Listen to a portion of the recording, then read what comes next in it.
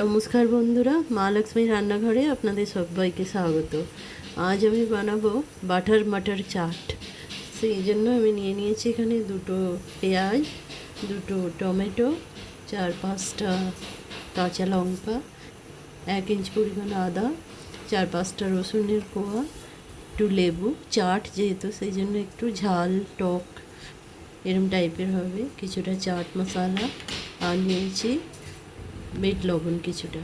আর এদিকে আমি পরিমাণ মটর ভিজিয়ে রেখে সেটাকে আমি এখানে বয়েল হতে বসিয়েছি।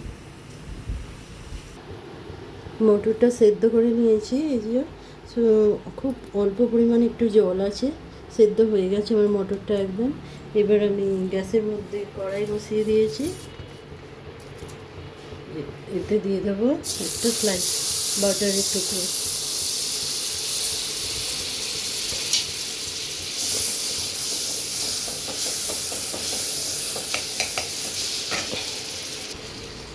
সবার আগে দিয়ে দেবো রসুন কুচি আর আদা কুচিটা বাটারের মধ্যে।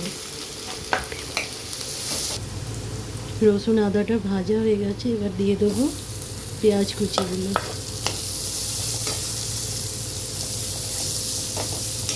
পেঁয়াজে হালকা ব্রাউন কালার চলে এসছে। এবার আমি দিয়ে দেবো কাঁচা লঙ্কা কুচি আর দিয়ে দেবো টমেটো কুচিগুলো।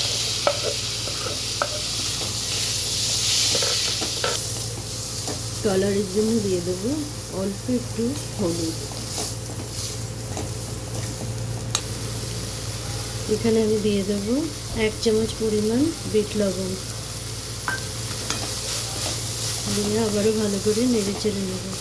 এটা যেহেতু চাট টাইপের সেই জন্য আমি মশলাগুলো খুব বেশি ফ্রাই করব না।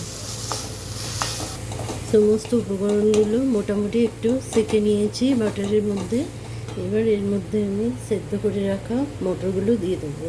আমি এর মধ্যে আলাদা করে কোনো জল দেবো না। মটরের মধ্যে যেটুকু যা জল আছে এটুকুই এর মধ্যে দেওয়া হলো।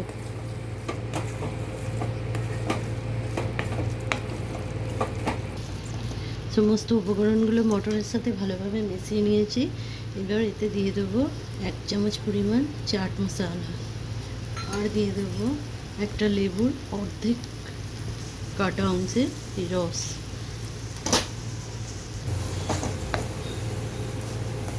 সবশেষে দিয়ে দেবো ফ্রেশ ধনে পাতা। দিয়ে আমি গ্যাসটা বন্ধ করে দেবো। এবার আমি সার্ভ করব। এবার আমি প্লেটে সার্ভ করে নেব।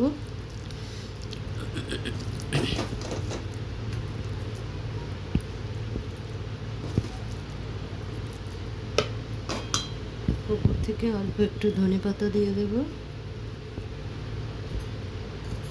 দিয়ে দেব কয়েকটা টমেটো কুচি আর দিয়ে দেবো একটা কাঁচা লঙ্কা। তো বন্ধুরা, খুব কম সময়ে খুব কম উপকরণ দিয়ে একটা টক ঝাল রেসিপি কেমন লাগলো আপনাদের জানাবেন নিশ্চয়ই। দেখা হচ্ছে পরের ভিডিওতে। ততক্ষণের জন্য টাটা।